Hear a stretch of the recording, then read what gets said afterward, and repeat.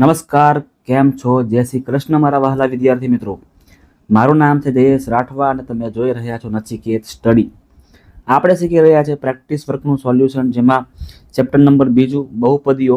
અને મિત્રો આપણે અત્યારે આ વિડીયોથી સ્વાધ્યાય 2ની શરૂઆત કરી રહ્યા છે.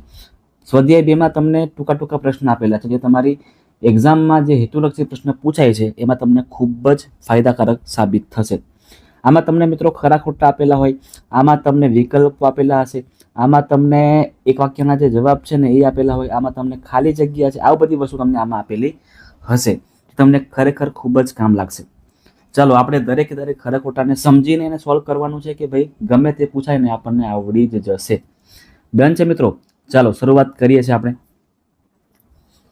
x² - 5x + 4 એ સુરેખ બહુપદી છે. બરાબર છે. હવે તમને સમજાવું મિત્રો, સુરેખ બહુપદી કોને કહેવામાં આવે, દ્વિઘાત બહુપદી કોને કહેવામાં આવે, ત્રિઘાત બહુપદી કોને કહેવામાં આવે. તો જેમાં મિત્રો મહત્તમ ઘાત 1 હોય ને એને સુરેખ બહુપદી કહેવામાં આવે. શું કહેવામાં આવે? એને સુરેખ બહુપદી. જેમાં 2 ઘાત હોય, જેમાં મહત્તમ ઘાત 2 હોય એને દ્વિઘાત બહુપદી કહેવામાં આવે.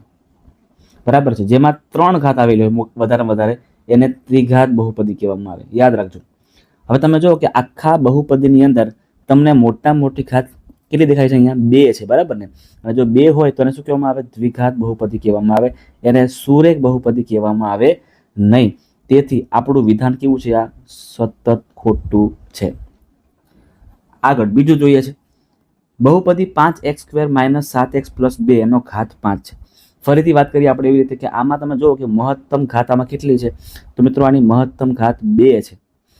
અને કેટલી આપી છે આપણને? 5. તો ના ભાઈ, 5 નથી. એની મહત્તમ એની ઘાત કેટલી છે? 2 છે. એટલે 5 આપણો જવાબ આવશે નહીં. તેથી આપણું આ વિધાન પણ કેવું બનશે? ખોટું બનશે.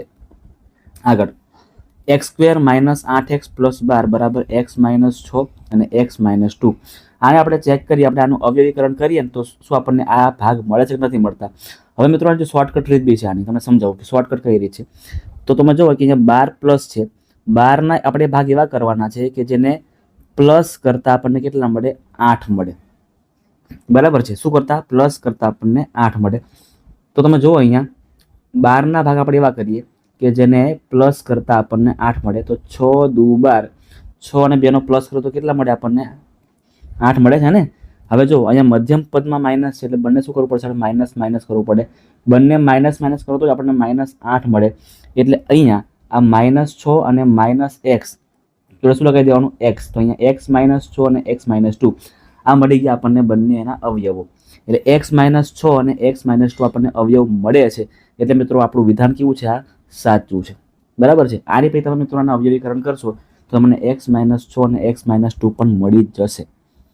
આગળ બહુપદી 2x + 3 નું શૂન્ય 3/2 છે. 3/2 છે. જો ચેક કરીએ અહીંયા કે 2x + 3 નું શૂન્ય મેળવવા માટે આપણે શું કરવું પડે? અહીંયા શૂન્ય મૂકવા પડે. હવે જોજો 2x ના 2x રહેશે, બરાબરનું બરાબર, 0 નો 0. આ +3 ને પાછળ નાખો તો શું બનશે? -3 બનશે. તેથી 2x = શું બનશે? -3. સો x = -3/2. તો મિત્રો -3/2 આન્સર આવવો જોઈએ. આપણને શું આપેલું છે? આપણને આપ્યું છે માત્ર 3/2.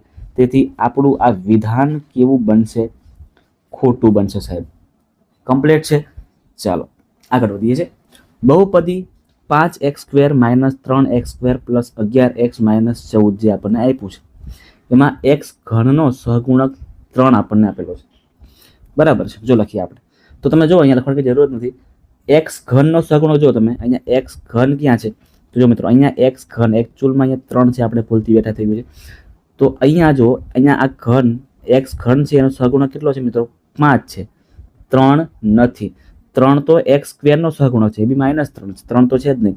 તેથી આપણું વિધાન કેવું છે? અહીંયા ખોટું સાબિત થાય છે.